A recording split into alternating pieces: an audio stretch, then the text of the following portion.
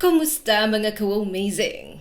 Sa tuwing naririnig natin ang salitang bisikleta, ano agad ang pumapasok sa isip ninyo? Simpleng pampasok sa trabaho? Pang-ehersisyo?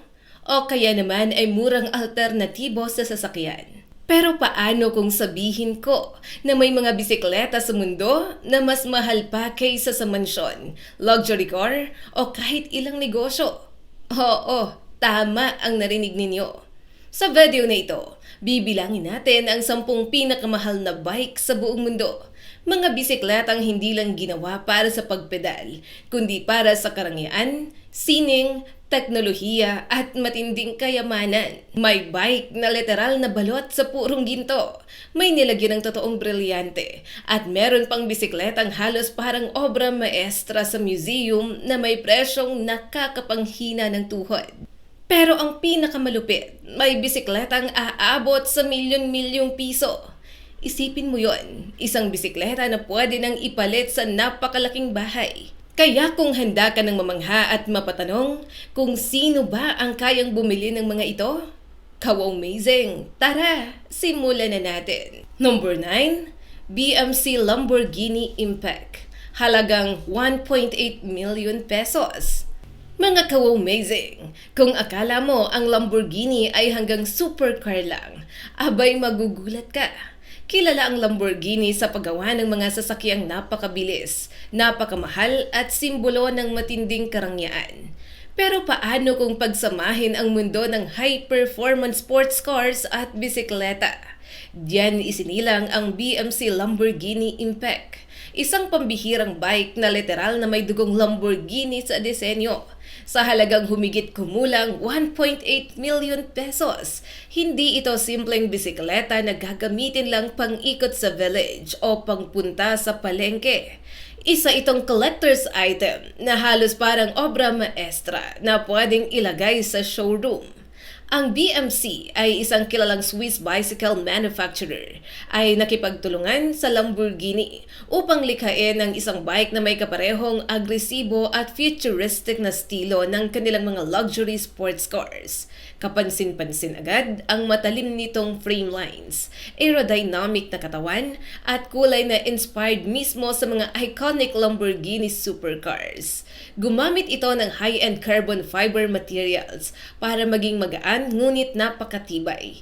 Ibig sabihin, hindi lang itong magandang tingnan. Ginawa rin ito para sa seryosong performance. Sa unang tingin pa lang, para kang nakakita ng mini supercar na may pedals. Pero bakit nga ba napakamahal nito?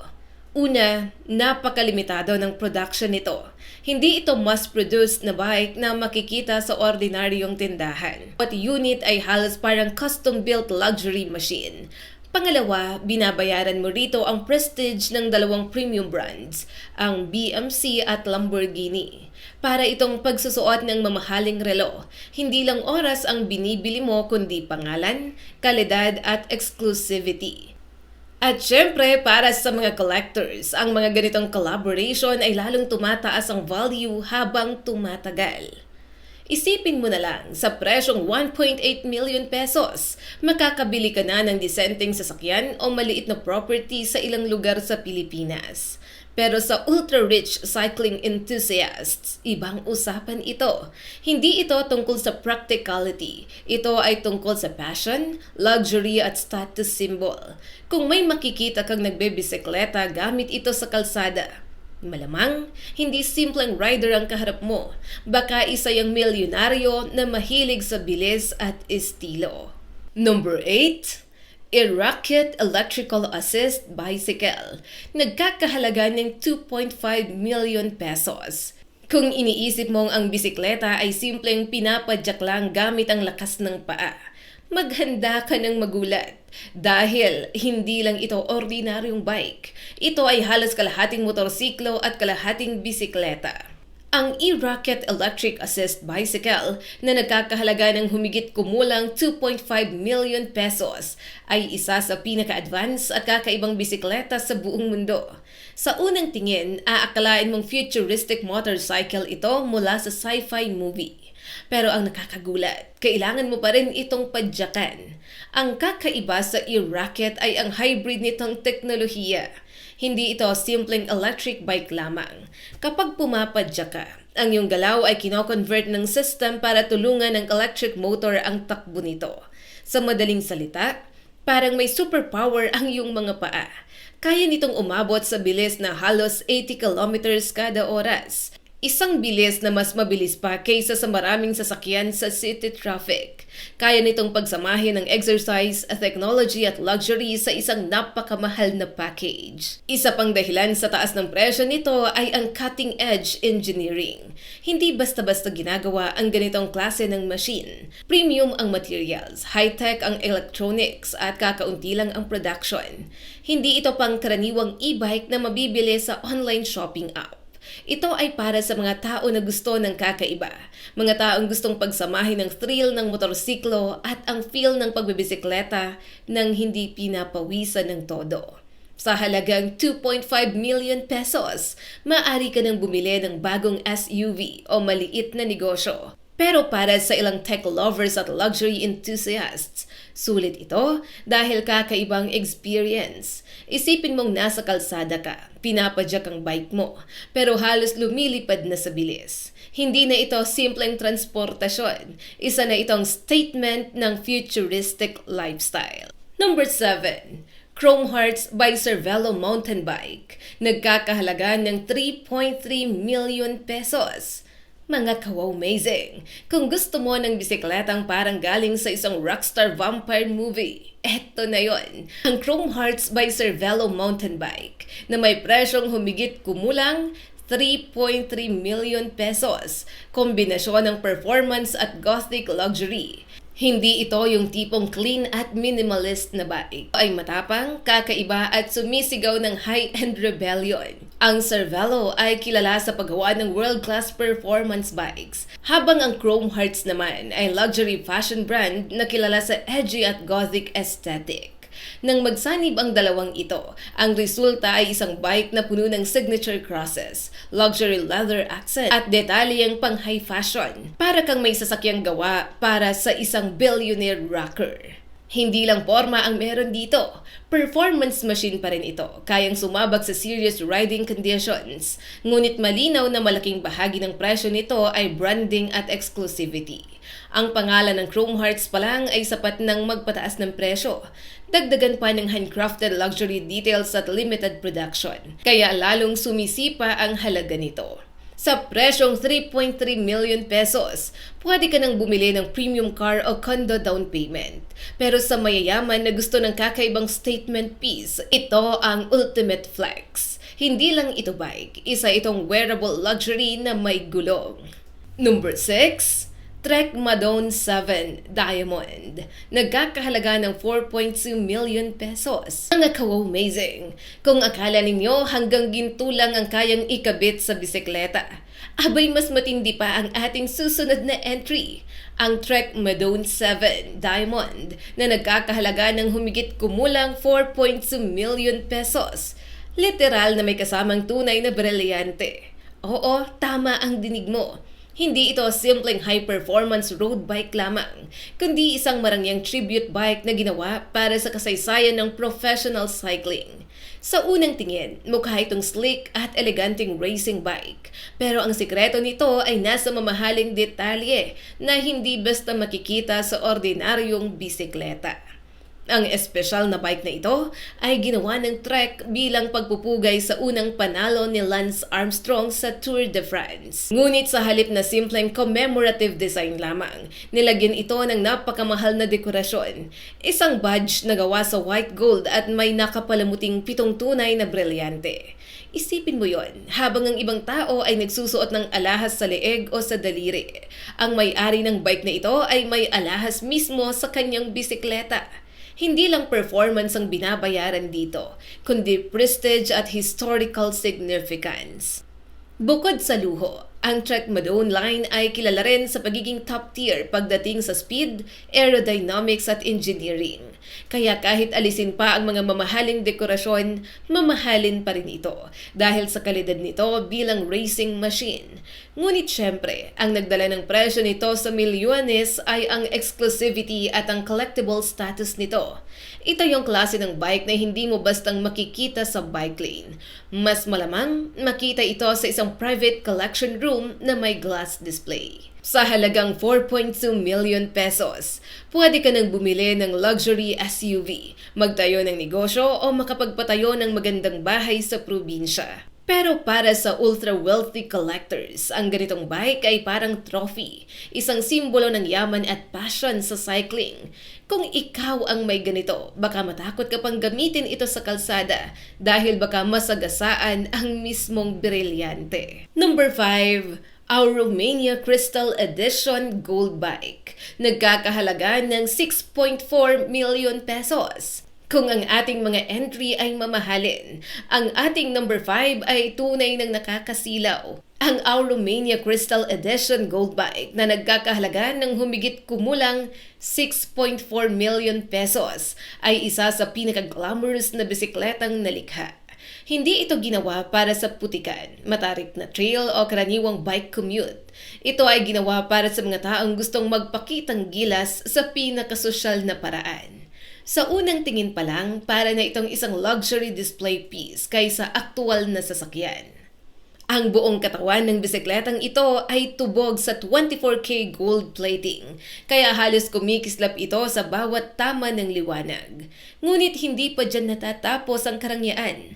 Mayroon itong higit sa 600 Swarovski crystals na maingat na inilagay sa frame nito na nagbibigay ng sobrang eleganteng itsura. Ang upuan naman ay gawa sa premium chocolate brown leather na nagbibigay ng old money luxury vibe. Sa madaling salita, para kang sumasakay sa isang mamahaling alahas na may gulong. Napakalimitado rin ng production nito, kaya lalong tumataas ang halaga. Ang mga ganitong item ay hindi simpleng product. Ito ay luxury collectibles. Ang target buyers nito ay mga celebrities, business tycoons at collectors na gusto ng kakaibang item na halos walang kapareho. Hindi ito tungkol sa pagiging praktikal. Ito ay tungkol sa pagiging extraordinary. Ito ang tipo ng bisikleta na mas malamang gamitin sa photoshoot kaysa sa totoong mahabang ride. Sa halagang 6.4 million pesos, maraming pamilya sa Pilipinas ang makakabili na ng ilang bahay o makakapagsimula ng malaking negosyo.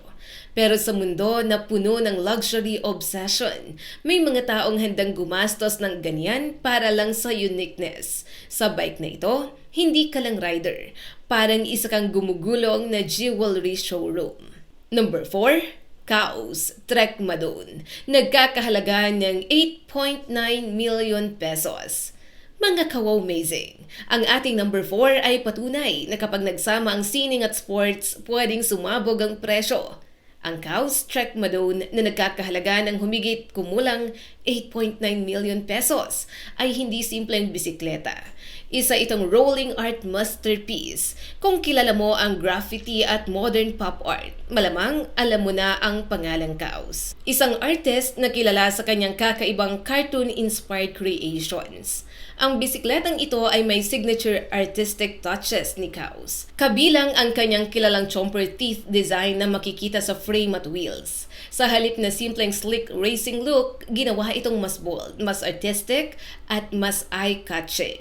Isa itong road bike na pwedeng isama sa art gallery. Dahil sa kakaibang disenyo nito, hindi lang cyclist ang interesado rito, kundi pati mga serious art collectors. Dagdag pa rito, may historical significance ito dahil konektado rin ito sa cycling icon na si Lance Armstrong. Ang kombinasyon ng sports history, artistic prestige at limited availability ang nagtulak sa presyo nito pataas.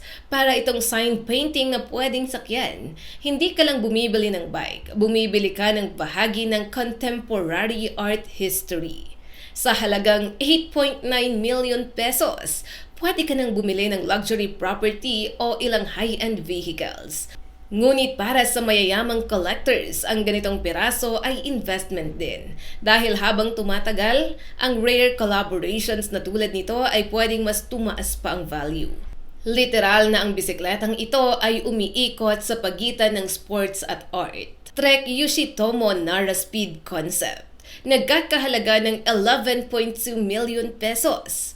Kung ang nakaraang bike ay art piece, ang ating number 3 naman ay isa ring obra maestra na may puso para sa charity. Ang Trek Yoshitomo Nara Speed Concept na nagkakahalaga ng humigit kumulang 11.2 million pesos ay isa sa pinakakilalang custom bike sa mundo. Ang bike na ito ay hindi lang mabilis. Ito ay may artistic identity na agad mong makikilala. Ang disenyo nito ay ginawa ng Japanese artist na si Yoshitomo Nara, na kilala sa kanyang iconic character art style. Dahil dito, naging kakaiba ang itsura ng bike kumpara sa karaniwang high-performance racing bicycles. Ang bawat detalye nito ay parang pinagsamang speed at creativity. Isa itong functional artwork na kayang lumaban sa race habang mukhang museum-worthy. Mas naging espesyal pa ito dahil ginamit din ito ni Lance Armstrong at kalaunan ay ibinenta sa charity auction para suportahan ang Livestrong Foundation. Kaya hindi lang materyales at disenyo ang dahilan ng mahal nitong presyo, kasama rin ang story, legacy at charitable significance. Ang mga collectors ay gustong-gusto ang mga item na may kasaysayan, lalo na kung konektado sa sports legends.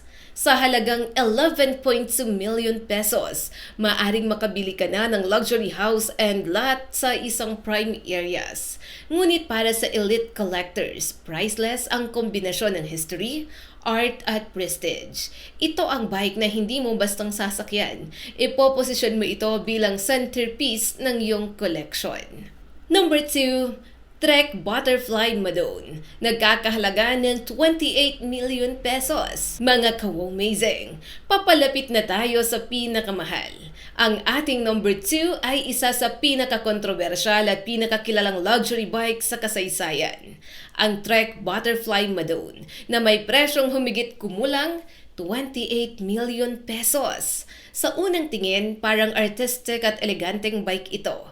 Ngunit ang nakakagulat na detalye, gumagamit ito ng tunay na butterfly wings sa disenyo nito. Bike na ito ay idinisenyo ng kilalang artist na si Damien Hirst, na sikat sa kanyang provocative artworks. Ang paggamit ng tunay na butterfly wings ay nagdulot ng matinding usapan at kontrobersya noon. May mga humanga sa pagiging artistic nito, habang may mga tumuligsa dahil sa paggamit ng totoong insekto bilang bahagi ng artwork. Ngunit sa mundo ng luxury art, ang kontrobersya ay kadalasang lalong nagpapataas ng value. Mas lalong sumikat ang bike dahil ginamit ito ni Lance Armstrong noong Tour de France 2009. Kaya hindi lang ito basta art bike, ito ay may sports history rin. Nang i-auction ito, sumabog ang presyo nito dahil sa kombinasyon ng celebrity connection, artistic frame at rarity. Para itong holy grail para sa ilang collectors. Sa halagang 28 million pesos, makakabili ka na ng mansion, fleet ng sasakyan o malaking negosyo. Pero sa luxury collectors, ang bike na ito ay investment, art at status symbol na pinagsama-sama. Hindi ka lang bibili ng bike, bibili ka ng headline-worthy conversation piece. At mga ka-amazing, nandito na tayo sa tuktok ng ating listahan. Number 1, 24K Gold Extreme Mountain Bike. Nagkakahalaga ng 56 million pesos. Ang opisyal nating number 1 ay may nakabibinging presyong humigit kumulang 56 million. Kilala rin bilang Beverly Hills Edition. Ito ay hindi lang bisikleta. Sa itong rolling symbol ng ultimate excess at luxury. Sa presyong ito, pwede ka nang bumili ng mansyon, sports cars at marami pang negosyo. Pero may mga taong pinipiling ilaan ito sa isang bisikleta. Ang bike na ito ay ginawa ng luxury company na The House of Solid Gold. Halos bawat bahagi nito ay binalutan ng tunay na 24K pure gold. Pero hindi pa riyan natatapos ang kayabangan ng design. Nilagyan pa ito ng daan-daang black diamonds at sapphires, habang ang saddle ay gawa pa sa balat ng buwaya. Literal na bawat bahagi ay sumisigaw ng sobrang yaman. Di ito ginawa para sa hardcore mountain biking sa putikan at batuhan. Aminin natin, sinong matinong tao ang magdadala ng 56 million bike sa maputik na trail? Ang bike na ito ay ginawa para sa ultra-rich collectors na gustong magkaroon ng pinaka-rare at pinaka-flashy na luxury item. Dahil kakaunti lang ang ginawa nito, lalong naging exclusive at mas coveted ito. Sa tumataginting na 56 million pesos, maraming ordinaryong Pilipino ang mababago ang buong buhay ng kanilang pamilya. Pero sa mundo ng billionaires, saan ang ganitong bagay ay simpleng laruan lamang. Kaya mga ka-wow-mazing, ang tanong, kung sobrang yaman mo, sasakyan mo ba ito o itatago mo lang sa glass room?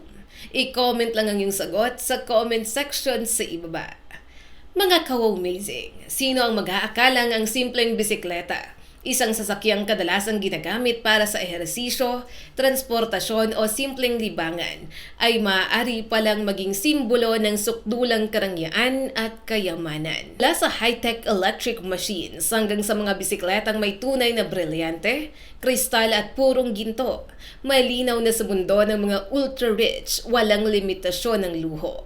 Pero kung tutuusin, gaano man kamahal ang isang bisikleta, iisa pa rin ang layunin nito, ang dalhin ka mula sa isang lugar papunta sa iba. Kaya minsan, mapapaisip ka rin, ang binabayaran ba rito ay performance, sining, pangalan o simpleng karapatang magyabang? Kung ikaw ay bibigyan ng pagkakataong pumili, alin sa mga bike na ito ang gusto mong magkaroon kahit pang display lang? I-comment mo na sa ibaba ang iyong sagot. At syempre, kung nagustuhan mo ang video na ito, huwag kalimutang mag-like and subscribe at pakishare na rin para mas marami pa ang makapanood.